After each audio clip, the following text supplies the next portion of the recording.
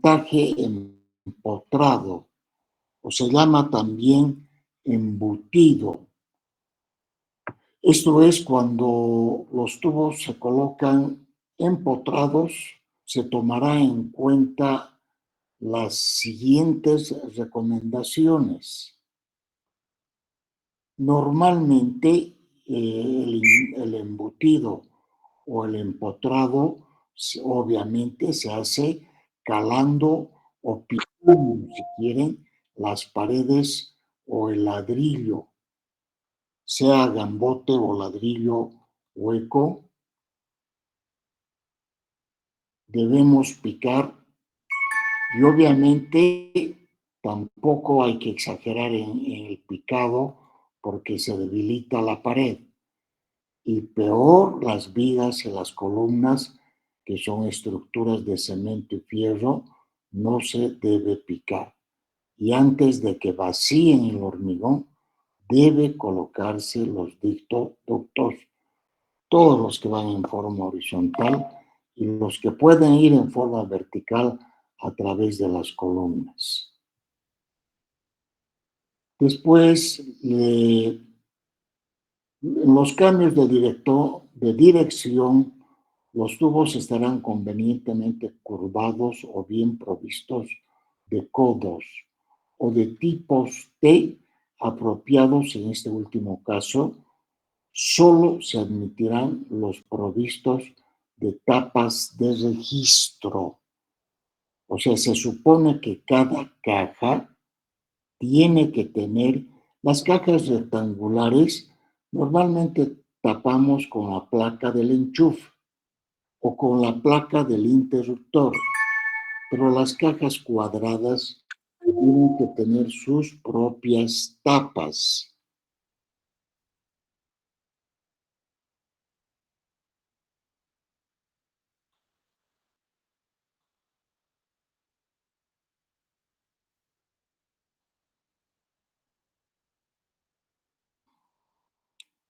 Acá nos dice, en el caso de utilizar tubos normales encontrados en paredes, es conveniente disponer los recorridos horizontales a 30 centímetros,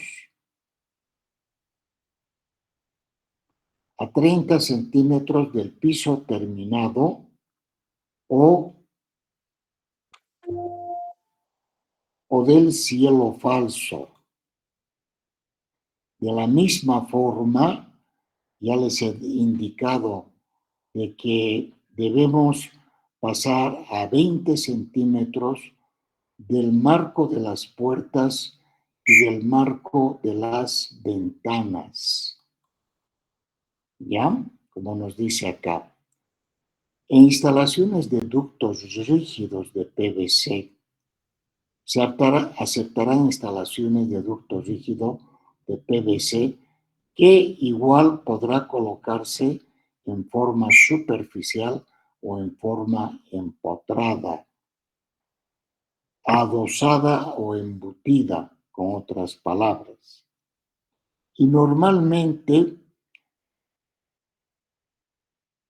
en ambientes corrosivos donde no sea aceptable ductos metálicos, en este caso deben colocarse los ductos de PVC porque son más resistentes a la humedad.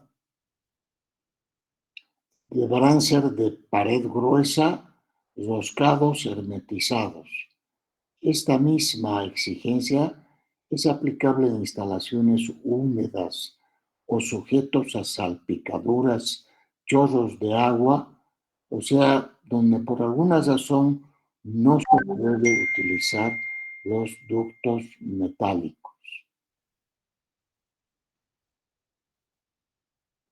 Ahora, ¿dónde se coloca la instalación de los ductos metálicos?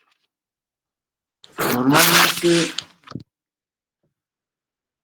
los ductos metálicos, fíjense acá en el último inciso, los proyectos de instalaciones eléctricas de lecherías, de lavaderos, de fábricas de conserva, de garajes estaciones de servicio, frigoríficos, donde las paredes o pisos se laven frecuentemente, además de otros que se mencionen en otros capítulos de este texto. En estos casos se van a utilizar los ductos metálicos, pero siempre y cuando sean metálicos galvanizados, que no se oxiden, ¿ya?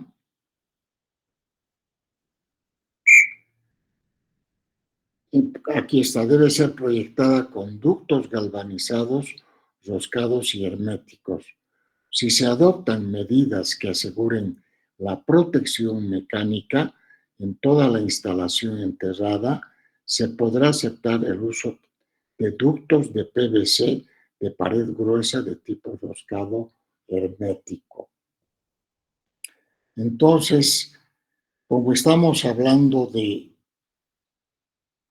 empotrar, y hemos dicho que se pueden empotrar también ductos flexibles. Y los ductos flexibles pueden ser de PVC, pero también pueden ser de acero galvanizado o de aluminio, o sea, metálicos. Pero ¿cuándo se utilizan estos ductos flexibles? Cuando en una fábrica se tiene muchas vibraciones, haciendo el ducto flexible de medio de aislación de vibraciones mecánicas. O sea, en este caso es recomendable instalar conductos flexibles en lugares donde hay mucha vibración, que pueden ser de PVC o que pueden ser metálicos. ¿Ya? Ahora, ¿dónde se utilizan los conductores aislados? O mejor dicho, ¿cuándo se utilizan los conductores aislados instalados en zanjas? Normalmente en zanjas no vamos a poder abrir en los edificios públicos o privados. Generalmente se utilizan las zanjas en instalaciones industriales o fábricas que vayan por el piso de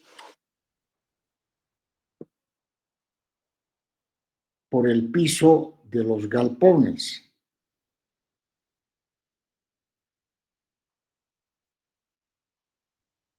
Generalmente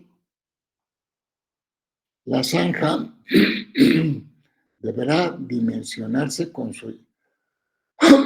considerando que los conductores deben ir instalados en su interior en forma ordenada, tal que permita su fácil identificación y acceso. O sea, ¿de qué zanjas estoy hablando? O sea, en el piso de un galpón, y les he dicho, por ejemplo, un galpón de 100 metros por 20 metros de ancho, entonces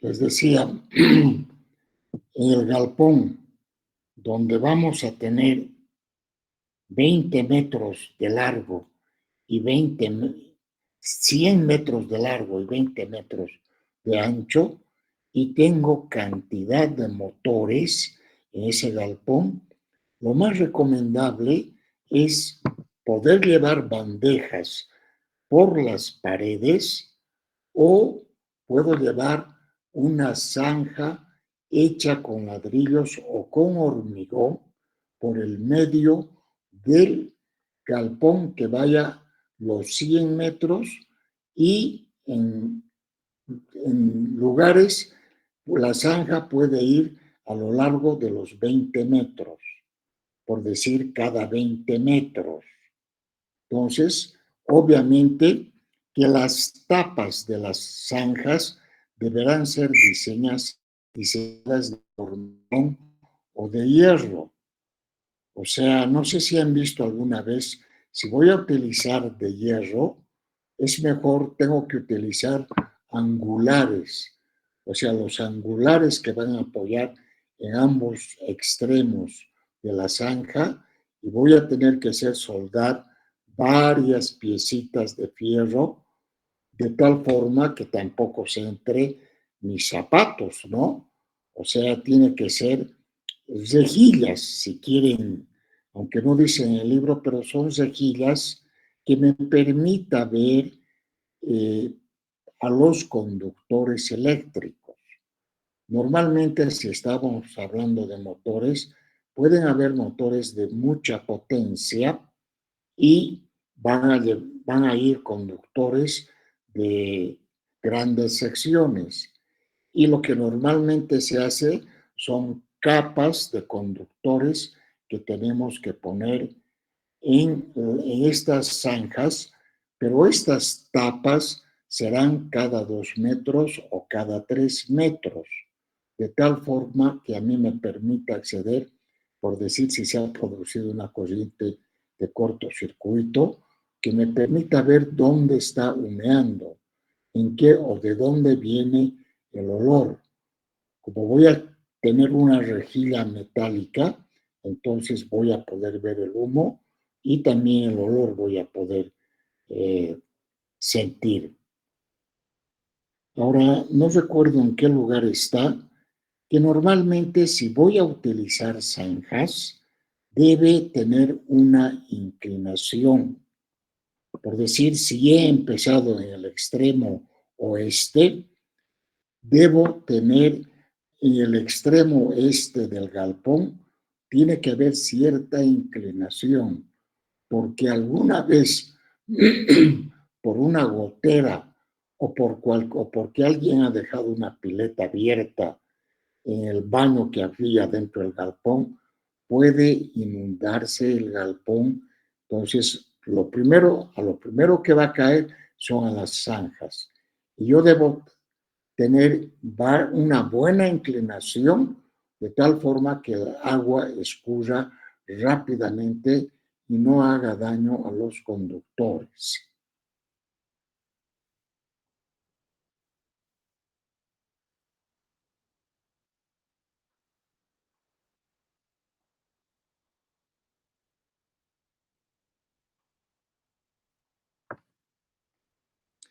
Ahora,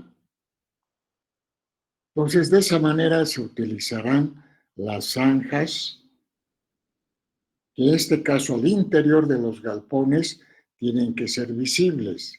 Pero si voy a hacer zanjas y que luego las voy a tapar los conductores aislados, enterrados por tierra. En la anterior clase les he mostrado la señalización que deben poner para que los picotazos o que venga una retroexcavadora esté eh, afectando a los postes de altos amperajes cuando tenga que pasar de galpón a galpón o cuando tenga que pasar, por ahí tenga que pasar una calle y quiero pasar por debajo, ¿no es cierto? Pero ahorita vamos a llegar también a ese tipo. Lo que es el shaft, ya les he dicho, que normalmente son para llevar los conductores verticales de servicio eléctrico, serán exclusivos para estos fines. Deberán estar perfectamente separados de otros servicios, como los alcantarillados, los pluviales, agua potable, recolección de basuras o cañerías de gas también, ¿no es cierto? Los conductores deberán asegurarse cada piso o cada 2,5 o 3 metros. Les he dicho que normalmente entre piso y piso, entre el techo y el cielo falso de un departamento, hay 3 metros. Entonces, a la altura del piso, yo voy a poder entrar al shaft. Voy a tener un una pequeña puerta donde pueda entrar y ahí puedo asegurar cada 3 metros, ¿no es cierto? Entonces, y además llevar separado de los otros servicios. Los conductores aislados colocados en bandejas. Estas instalaciones son de sección transversal o rectangular con base paredes que pueden ser llenas o ranuradas. Ahorita vamos a ver, ya les mostré en el anterior video bandejas, pero ahora les voy a volver a mostrar algunas bandejas porque no me gustó el video que puse de un video peruano. Normalmente son construidas de materiales metálicos que pueden ser aluminio, hierro, esmaltado o acero. Son aplicables a estas instalaciones los requerimientos 841, 841B, 841G, que son estos de acá.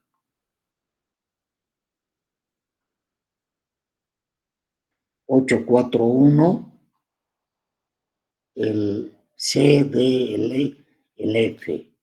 O sea, son las mismas recomendaciones. No se aceptan bandejas en lugares sujetos a daños mecánicos. Las bandejas podré utilizar como en nuestro edificio de laboratorios. Estamos utilizando en el sótano bandejas tipo escalera y no tenemos shaft y estamos subiendo a través de ductos para alimentar a los tableros secundarios de cada piso. Los tableros secundarios de cada piso alimentan a los tomacorrientes, a los circuitos de iluminación y tomafuerzas de cada piso, ¿no es cierto? Entonces, normalmente las bandejas deberán ser diseñadas sin bordes filos o bordes que dañen el aislamiento de los conductores.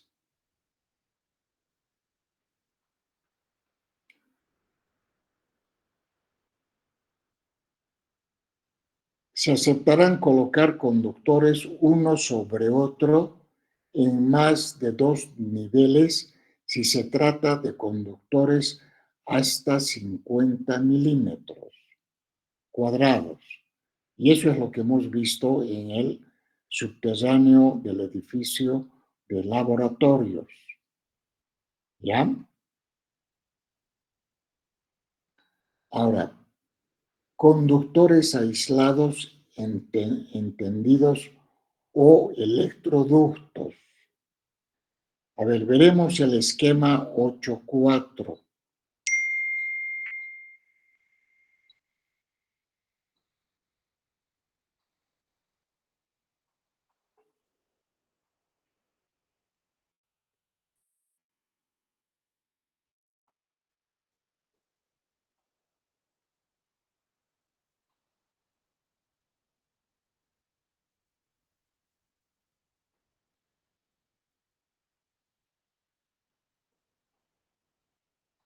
Aquí está el esquema 8.4. Estas son las bandejas que pueden ser con ranuras, las bandejas sin ranuras. Fíjense, estos son los codos y estas son las instalaciones T. Y estas son sus respectivas tapas. Si yo quiero llevar estas bandejas con tapas para que no existan gotas de agua, entonces puedo utilizar las tapas, ¿no? Acá tenemos también bandejas en forma de cruz con su respectiva tapa, como dice acá, tapa plana para codo, tapa plana para T, cable canal y tapa plana para cruz. ¿Ya? Este es otro tipo de bandeja. esta bandeja, aunque aquí le está llamando cable canal, pero en otros libros les llaman cable canal. En Bolivia a este tipo le llamamos bandeja tipo escalera porque tiene una estructura similar. Ahora, ¿cuáles son los cable canales? Estos son los cableductos o cable canales. Cableductos que normalmente estos se colocan, fíjense, los conductores se supone que van a ir por acá.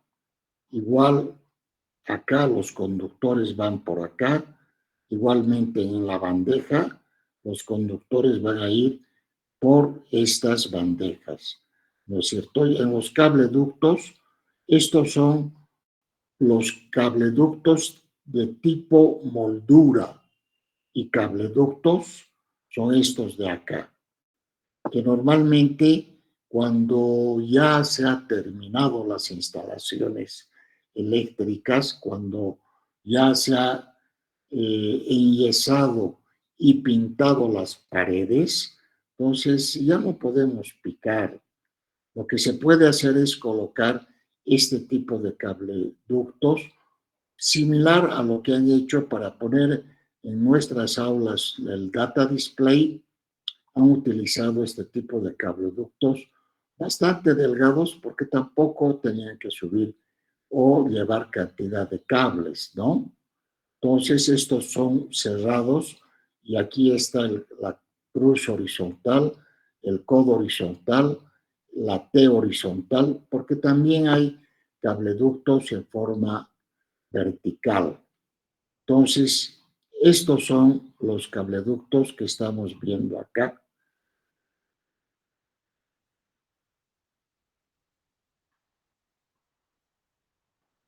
Del esquema 8.4. Entonces, esos son los electroductos que normalmente llevarán a los conductores aislados, conductores eléctricos aislados, para instalaciones hasta 600 voltios.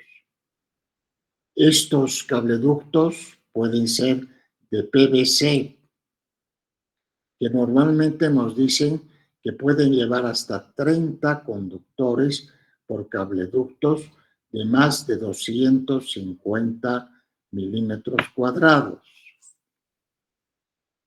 No sé si aquí hay un error, pero yo no creo que podamos llevar 30 conductores de 250 milímetros cuadrados. Habría que revisar esto. El montaje mecánico podrá ser adosado a paredes o losas, descolgados de ella o estructuras rígidas. O sea, si vamos a llevar adosado, llevar 30 conductores de estas secciones es bastante complicado. O sea que acá creo que hay un error que voy a revisar. No se admitirán estas instalaciones en lugares peligrosos. Los conductores en moldura, conductores eléctricos aislados, se podrían llevar en molduras. En Bolivia no utilizamos mucho. O sea, normalmente estas canalizaciones llamadas cableductos se llevan entre el cielo falso y las paredes. O fíjense, también se pueden llevar como zócalos. ¿Saben cuáles son los zócalos? Lo que va entre el piso y la pared. Esos son los zócalos ranurados que se emplean, que cumplan las condiciones impuestas por las primeras.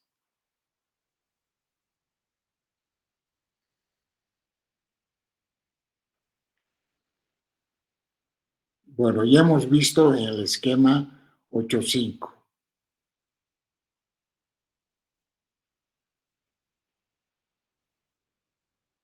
Yo creo que acá debería decir por las normas, por las primeras, no sé a qué se refiere.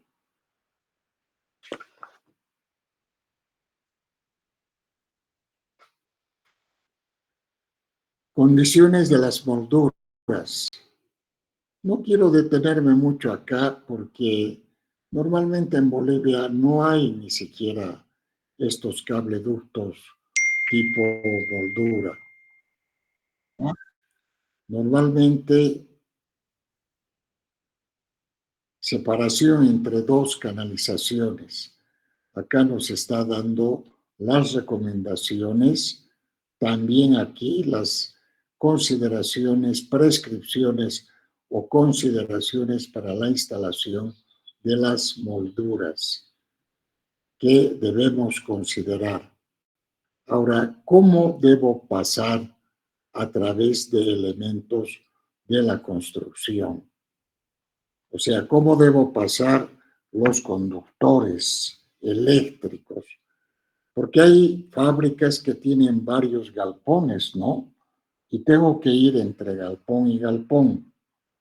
Y acá nos dice, por ejemplo, un paso del exterior al interior de los conductores en sentido ascendente. O sea, si desde afuera voy a entrar a un galpón, ya sea con un cableducto cuadrado, rectangular, metálico o de PVC, siempre debe ser ascendente, del exterior al interior, como dice acá, del exterior al interior. Eso para que el agua no entre, porque si voy a poner al revés, del exterior inclinado hacia adentro, cuando llueva se me va cualquier cantidad de agua. Y acá me están recomendando para locales de humedades marcadamente diferentes, se dispondrán de modo que se impida la entrada y acumulación de agua en el local más húmedo. O sea que si voy a llevar un ducto, una canaleta con tapa, de un local, entre local y cual, estamos hablando de un local húmedo al otro local, entonces también tiene que ir en forma ascendente y que sea estanco.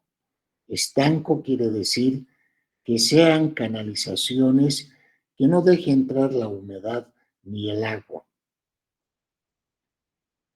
En el caso de canalizaciones que sean de naturaleza distinta uno al otro, por ejemplo, entre PVC y metálico, se efectuará por la canalización utilizada en el local cuyas prescripciones de instalación sean más severas.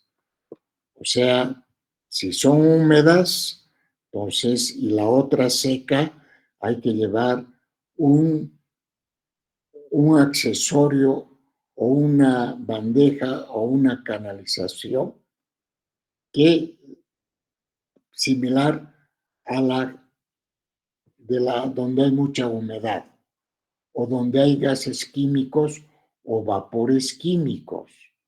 Esas instalaciones son severas que hay que considerarlas. Los extremos de los tubos metálicos estarán provistos de boquillas de bordes redondeados o dispositivos equivalentes. O sea, boquillas o bordes redondeados es para que cuando estemos jalando los conductores, los extremos de los tubos metálicos nos pueden pelar el aislante del conductor.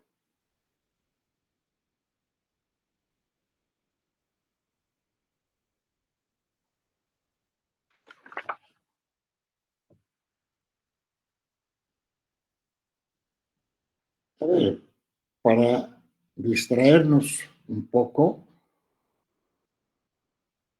para no hacerlo muy aburrido, les mostraré algunos videos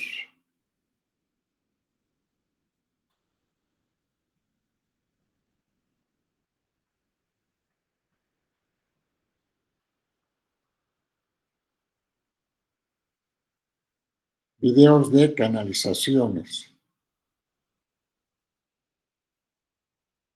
Pero creo que no he compartido.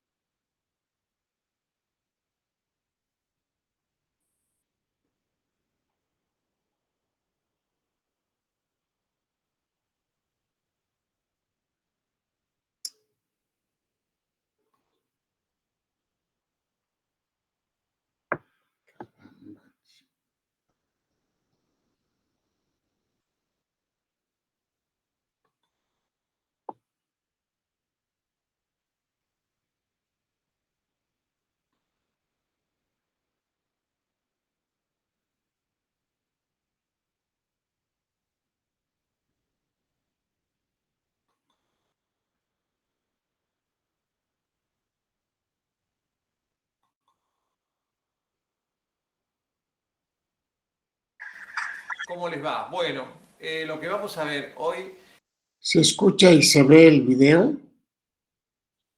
Sí, Ya, gracias.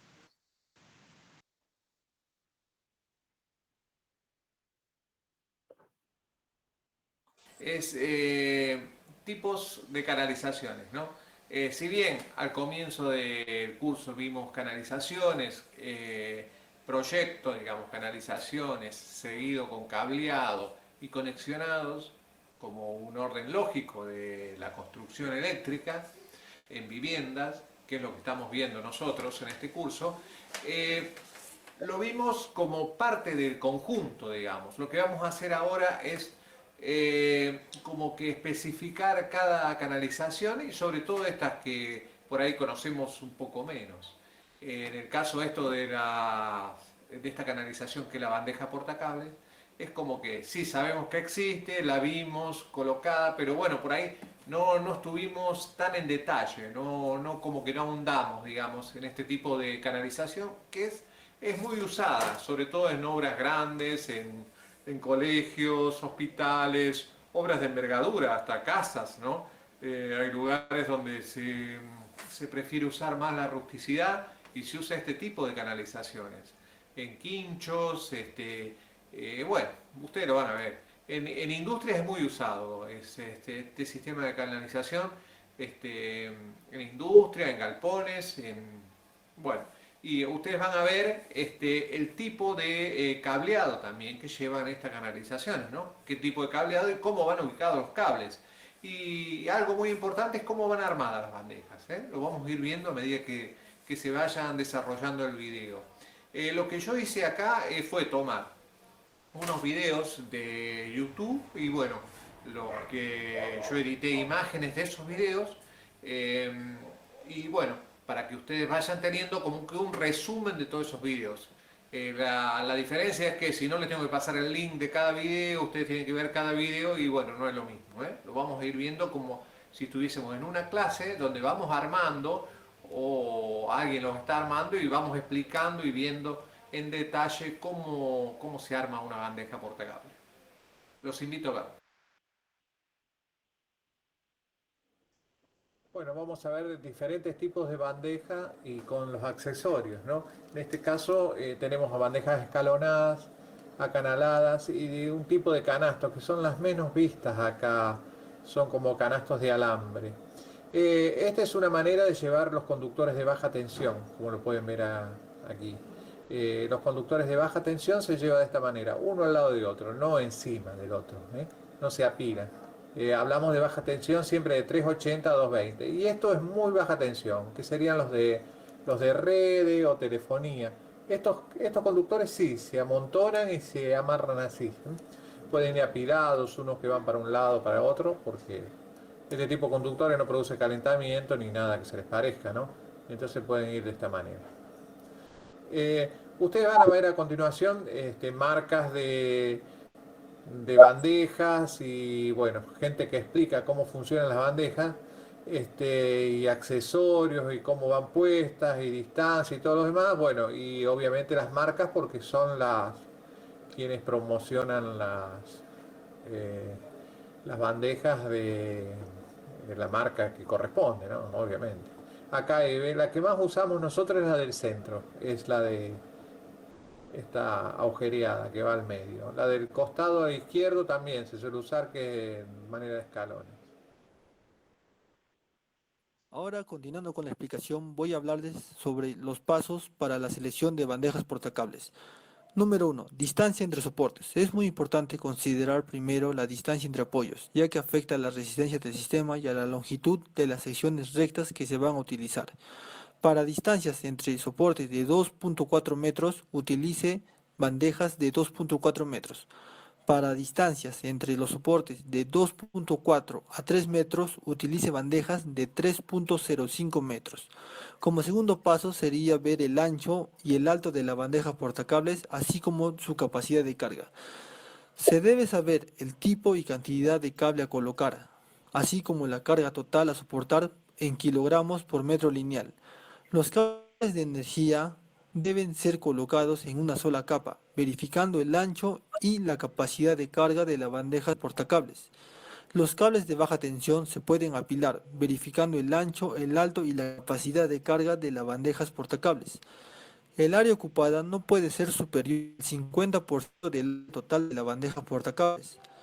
Tome en cuenta cargas adicionales que pueden existir, así como polvo, hielo, viento y cargas de nieve. Como tercer paso sería ver el material y el acabado. Para interiores, en ambientes secos no corrosivos, utilice acero pregalvanizado PG, aplicable a edificios e industrias que no generan ambientes húmedos o corrosivos. Para exteriores, interiores decorativos en ambientes húmedos levemente corrosivos, utilice acero pregalvanizado PG con recubrimiento superficial, pintura electrostática al horno PEH, aplicable en edificios e industrias que generan ambientes húmedos. Para exteriores, en ambientes húmedos levemente corrosivos, utiliza acero con recubrimiento superficial galvanizado en caliente GC, aplicable a edificios y a industrias que generan ambientes húmedos. Para exteriores, en ambientes húmedos corrosivos, utilice aluminio y esto se puede aplicar en la industria petrolera y minera.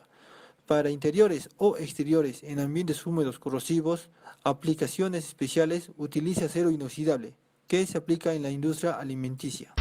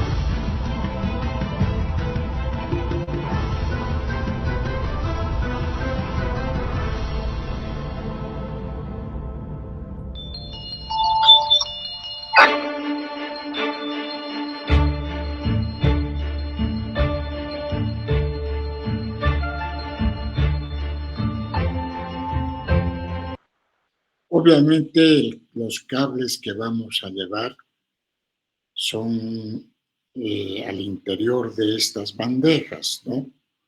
Estas bandejas son más económicas que las que son de plancha metálica.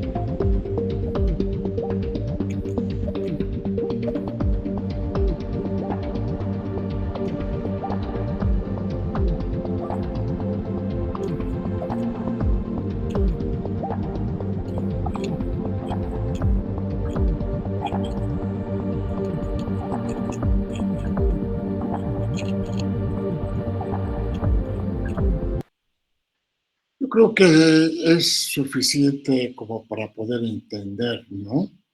O sea que a través de estas bandejas, estas son bandejas para baja tensión.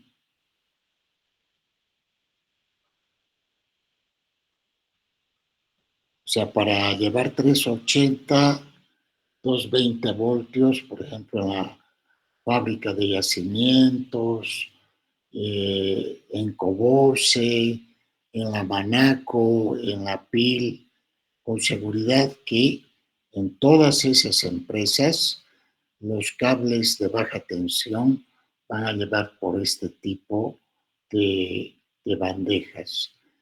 O si van a llevar por cableductos, también van a ser, han visto cómo sujetan en la pared. O sea, se tiene también la ferretería para cada uno de las canalizaciones que se utilizan en baja tensión. A ver, yo creo que es suficiente lo de las bandejas. Muy bien, terminaremos. Nos falta muy poco para terminar.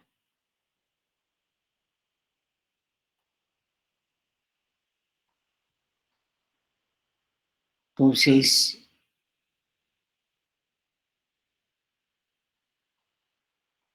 las instalaciones enterradas. Las instalaciones pueden ser directamente enterradas dependiendo qué tipo de conductores son, van a tener sus diferentes características. Por ejemplo, para conductores con armadura y con una protección hermética sobre la armadura. O sea, son cables bastante protegidos. Pero también hay conductores sin armadura, pero con una protección espesa donde debe considerarse las precauciones siguientes. Tenemos que prever especialmente con las profundidades. Prever una protección mecánica independiente contra choques con elementos metálicos. O sea, lo que les decía, ¿no? Que para zanjas tenemos que poner protecciones de ladrillo o cintas para evitar los choques con elementos metálicos que pueden ser las picotas o puede ser una retroexcavadora, ¿no es cierto? En terrenos no estabilizados, la sección del conductor debe ser igual o superior a 6 milímetros. Los terrenos frecuentemente inundados o con presencia de humedad, los conductores deben prever una capa de ploma. ¿Ya? Entonces, normalmente estoy haciendo énfasis en lo que son las molduras, en lo que son los tubos, en lo que son las instalaciones de conductores eléctricos aislados, enterrados. Y fíjense acá, los conductores deberán estar enterrados como mínimo a una profundidad que se indica a continuación, a 60 centímetros cuando están directamente enterrados, a 15 centímetros cuando están instalados en ductos rígidos metálicos. O sea, estamos hablando de conductores eléctricos enterrados bajo tierra, ¿ya? Y la anterior clase, repito, les mostré un video cortito, las previsiones que debemos tomar en cuenta precisamente para tener los grandes amperajes de los cables que tengan contactos con las partes metálicas de una barreta, de una picota, de un pequeño tractor o un gran tractor que nos podría ocasionar grandes corrientes de cortocircuito que por ahí no nos protegen los dispositivos de protección. 30 centímetros cuando están aislados en ductos o electroductos rígidos, aislados. Ahora, las dimensiones podrán ser reducidas en 15 centímetros cuando se coloque una camada o capa de concreto. En vez de colocar los ladrillos, se pueden, apoyados en ladrillos, pueden colocar también en capas de concreto para evitar los contactos con elementos químicos, con elementos metálicos, ¿ya? Que son los que nos pueden ocasionar grandes corrientes de cortocircuito. Cuando las instalaciones pasan por debajo a lo largo de 50 centímetros en las vías de tráfico pesado, o sea, por carreteras, tráfico pesado vehicular, las dimensiones anteriores deberán ser aumentadas hasta 1 metro. Ya, acá es al revés. Tienen que ser aumentadas para conductores directamente enterrados si están pasando por debajo de calles o de carreteras por donde va a circular el tráfico pesado vehicular. 60 centímetros para conductores protegidos por ductos o electroductos. Para los conductores de circuitos domésticos con dispositivos de protección contra sobrecorrientes cuyos amperajes nominales sean de 32 amperios. 32 amperios son para nuestras casas, que igual a nuestras casas podemos, generalmente son aéreas, ¿no? Que salen a bastones metálicos o a postes de madera, como hemos visto la mayoría de las acometidas. Pero hay países donde ya tienen instalaciones con cable cero, o sea que no se ve ningún cable hacia afuera, empezando de los cables de media tensión, los cables de 380, de 220, son cables subterráneos, especialmente en las grandes ciudades ya no se ven postes ni se ven cables. En ese caso, están enterrados a una profundidad de 30 centímetros. Los conductores de circuito extra baja tensión pueden ser enterrados a una profundidad mínima de 15 centímetros. ¿Y qué son los circuitos extra baja tensión? Esto normalmente se van a ver en los hospitales, ¿no? O sea, hay hospitales de primer nivel, de segundo nivel, que son verdaderos monstruos, o sea, en edificaciones. Entonces, muchas veces se tiene que llevar a través de la losa, a través de las columnas o a través del piso. Extra baja tensión quiere decir que van a ir a 50, más o menos 50, 60 voltios. Y las profundidades, como nos dicen, si vamos a llevar por el piso o por debajo del piso, van a ser alrededor de 15 centímetros.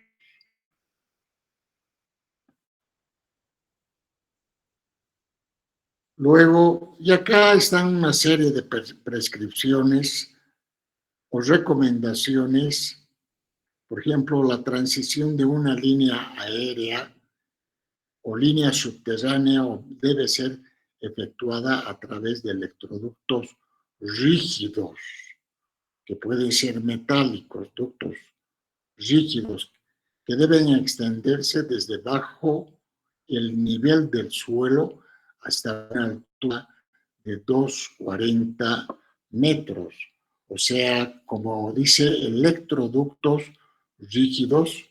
Hace rato hablábamos de horizontal, ahora estamos hablando de ductos que pueden subir alturas de 240 metros, que normalmente son las alturas de los subterráneos de los parques, ¿ya?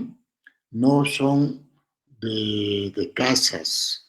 Las alturas de los departamentos están a 3 metros, pero hay algunas industrias, fábricas, que normalmente tienen estas alturas, ¿ya? O sea, donde no es importante la estética, digamos. Y finalmente tenemos instalaciones prefabricadas que se llaman busway. Pero en Bolivia tampoco tenemos instalaciones prefabricadas, ¿no?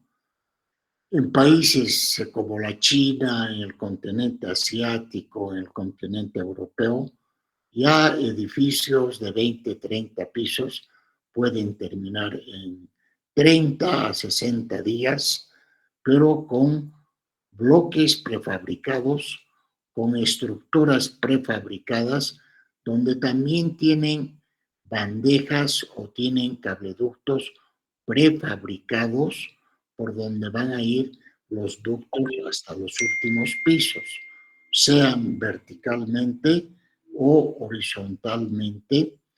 En estos casos también tienen accesorios y estas mismas bandejas, zanjas, cableductos también son prefabricados. Las instalaciones prefabricadas deben ser fijadas conforme las instrucciones del fabricante sobre elementos estables de los predios de suficiente solidez e intervalos no máximos de 5 metros, ¿ya? Entonces, pero normalmente en nuestro país todavía no tenemos edificios prefabricados, salvo que ustedes conozcan. No sé si en algún lugar han visto edificios prefabricados. Y luego en la tabla 8.9 tenemos las dimensiones de las cajas, tubos, codos, conectores, boquillas, que ya vimos también en el capítulo de accesorios, abrazaderas, molduras. En este caso estamos aumentando cable canales, cableductos, bandejas, que ya vimos cuando vimos los de los conectores. Estos son conectores, ¿no? Conectores metálicos o conectores de PVC entre tubos y las cajas o entre tubos, ¿ya? Luego tenemos acá que ya hemos visto también los tipos de cable canales, son de esta forma con ranuras, o hemos visto que hay este tipo de bandejas que son más económicos y tienen sus propios accesorios o sus propias accesorios complementarios para cruz, etcétera, etcétera. Ya hemos visto. Y acá son los de moldura, que de diferentes dimensiones, y los cableductos por donde tienen que ir conductores. Que sigo preguntándome, nos han dicho 30 conductores de 250 milímetros. No creo que vayan, creo que hay un error en el párrafo que hemos visto. Con lo que habríamos terminado el capítulo 8. Y el capítulo 9 nos habla del sistema de puesta a tierra. Depende de ustedes. No sé si mañana quieren pasar una clase virtual o quieren pasar una clase presencial pero donde vamos a conocer el sistema de puesta a tierra. O sea, no va a ser una clase en la pizarra, va a ser una clase donde les dije que les iba a mostrar un sistema de puesta a tierra. ¿Ya? ¿Que prefieren hacer una clase virtual que llevemos la parte teórica o prefieren visitar un sistema de puesta a tierra? Aunque para esto no tenemos que entrar al edificio. Yo preferiría tal vez en el capítulo 9 mostrarles la parte teórica, ver algunos videos y después ir a ver físicamente el sistema de puesta a tierra. ¿Les parece? O sea, mañana pasaríamos una clase virtual. Sí, Inge, está bien. Sí, Inge, está bien. Está bien, Inge. De acuerdo. Entonces, mañana veremos en forma virtual la parte teórica y luego vamos a conocer lo que es cómo funciona un sistema de puesta a tierra y cómo se trabaja para hacer un sistema de puesta a tierra. Que el trabajo que se hace es bastante especial. Muy bien, si no tenemos preguntas, terminaríamos acá el capítulo 8 y mañana empezamos el capítulo 9. Ahora sí podemos ir a festejar la victoria del día de ayer. Y si el martes ganamos, no va a haber clases el miércoles. Si no dicta decreto, yo voy a dictar decreto en mi clase. ¿Ya? ¿Está bien? Que les vaya bien. Hasta luego. Hasta mañana, Inge. Hasta mañana. Mañana, Inge.